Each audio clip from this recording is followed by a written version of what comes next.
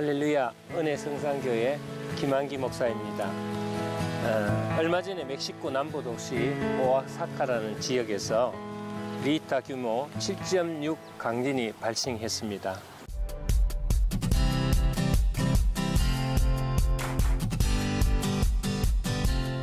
많은 사람이 죽고 또 도시 전체가 폐허가 되어서 정말 지옥과 같은 처참한 광경이 TV에 보도된 적이 있습니다. 그리고 약 일주일 정도 건물 더미에 깔려있던 할머니 기독교인의 구출 장면이 보도되었는데, 그 할머니는 쉬지 않고 하나님께 부르짖고 기도하며 계속 찬송했다고 합니다. 그러면서 구출되는 그 순간에도 하나님이 나를 살려주셨고 지금도 하나님이 자기와 함께 하노라며 기뻐하는 모습을 볼 수가 있었습니다. 반면에 아직도 건물더미에 깔려 살려다는 사람, 그리고 배가 고파 우는 사람, 다쳐도 치료할 수 있는 약이나 쉴 곳이 없는 사람들의 비명소리가 마치 지옥을 연상케 했습니다. 그들은 신을 찾으며 아무런 응답도 없는 신을 두고 신은 죽었다며 절규하는 모습도 볼 수 있었습니다. 사람들은 여러 가지 이유로 부르짖습니다. 아이들은 두려움을 일을 당했을 때 또 부르짖으며, 어떤 사람은 극한 위기에서 도움을 받으려고 부르짖게 됩니다.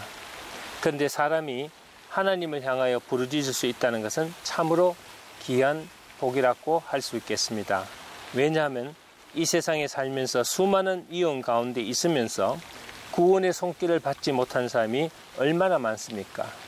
하나님이 우리에게 주신 축복이 무엇입니까? 위기 때 부르짖고 찬송할 수 있다는 것입니다. 본문 1절을 보면 내가 여호와를 기다리고 기다렸더니 귀를 기울이사 나의 부르짖음을 들으셨도다. 아멘.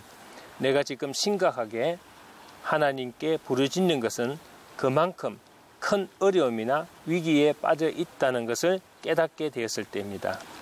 우리는 어떻게 나의 어려운 처지를 깨닫게 될까요? 처음에는 다른 사람들이 경험하는 일반적인 어려움을 통하여 하나님의 도움을 바라게 됩니다. 예를 들어 경제적인 문제나 질병, 그리고 여러 가지 삶의 문제로 인하여 하나님의 도우심을 바라지만, 이런 문제의 근본적인 것이 영적인 문제란 것을 깨닫게 되고 알게 됩니다. 예수님이 이 땅에 오셔서 근본적으로 하신 일의 중점은 이런 인간의 죄를 사해 주시고 치유해 주신 것입니다. 오늘날 얼마나 많은 사람들이 이런 죄의 문제로 위기와 고통 가운데 놓여 있습니까? 이 세상의 여러 가지 질병이나 어려움들은 우리 눈에 보이지 않는 이러한 근본적인 어려움을 보게 하는 거울이 되는 것입니다. 그런데 본문에 내가 여호와를 기다리고 기다렸더니 라는 말은 이런 어려움을 통하여 하나님을 만난다는 것은 결코 쉬운 일이 아니라는 것입니다. 상당한 진통의 시간을 겪은 후에 제사함의 복을 받고 알게 되었다는 것이죠. 그만큼 우리 인간이 자신의 영적인 문제를 알고 죄를 발견한다는 것이 얼마나 어려운 일이라는 것을 알게 됩니다. 고아로 자란 K씨는 17년간을 교도소를 들락거리면서 자기가 저지른 죄에 대해 깨닫기는커녕 오히려 자신의 정당성을 늘 내세우는 고집불통의 사람이었습니다. 그런데 어느 날 예수 믿으라며 전도 나온 근사님의 손에 붙들려 눈물의 기도를 받고 나서 사람이 완전히 변화되어 우리가 상상하지 못할 정도로 새 사람이 되었습니다. 그는 자기의 죄를 깨닫는데 무려 20년이나 걸렸다고 고백하였습니다. 우리가 하나님 앞에 자신의 죄를 깨닫는 것이 왜 이렇게 어렵습니까?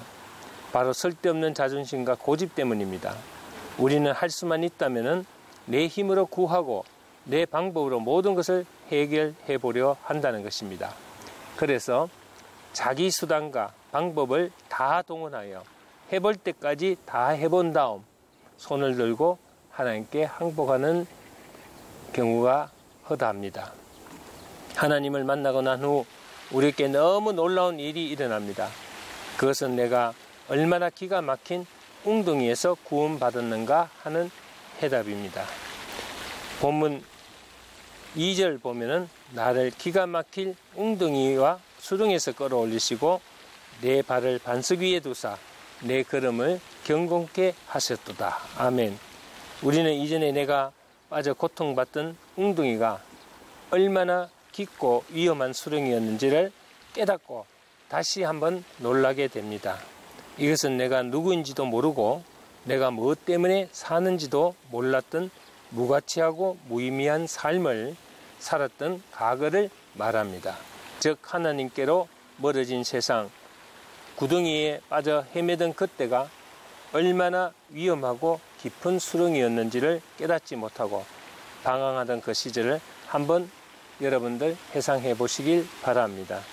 그러므로 우리는 어려울 때 부르짖고 한난에서 우리를 경고케 하시는 하나님을 찬양할 때 우리에게 주신 복이 무한하다는 것을 알아야 합니다. 또 하나의 큰 축복은 우리의 믿음이라고 할 수 있습니다. 그래서 위기 때 믿음으로 위로받고 축복받을 수 있다는 것입니다. 이 세상에서 가장 복 있는 자는 자기를 쳐서 믿음으로 하나님께 굴복하는 자입니다. 본문 4절 보면은 여호와를 의지하고 교만한 자와 거짓에 치우치는 자를 돌아보지 아니하는 자는 복이 있도다. 우리가 하나님 믿는 이유가 무엇입니까? 그것은 한시라도 하나님을 의지하지 아니하고는 우리는 살아갈 수 없기 때문입니다.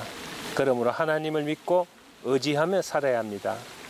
이스라엘 왕 중 사울은 사나이 닿고 패기가 만만한 왕이었습니다. 그는 시시하게 하나님이 시킨 대로 순종하는 꼭두가시가 되고 싶지 않았습니다. 그래서 그는 자기가 하고 싶은 대로 전쟁도 하고 정치도 하였습니다. 그 결과가 무엇입니까? 정신병자가 되어서 무당의 도움을 받았고 나중에는 길보아 산에서 세 아들과 비참하게 전사하고 말았습니다. 그러나 다윗은 절대로 자기 마음대로 전쟁을 하거나 정치를 하지 않았습니다. 다른 사람들이 보기에 줏대 같고 결정권이 없는 나약한 인간으로 보였습니다. 또한 인기도 없었지만은 철저하게 하나님 중심으로 믿음 가운데 정치를 한 결과 그는 언제나 영감이 흘러넘쳤으며 그가 하는 모든 일에 하나님이 함께 하시는 축복이 임했습니다. 위기가 다가왔을 때 우리가 찬송하고 기도하며 하나님을 의지하고 믿을 수 있는 믿음은 그 사람의 모든 문제를 해결하고 치유받을 수 있는 값진 영적 자산이 될 수가 있습니다. 위기 시 하나님을 찾고 신뢰하며 의뢰하는 믿음의 사람이 되시길 주의 이름으로 축원합니다.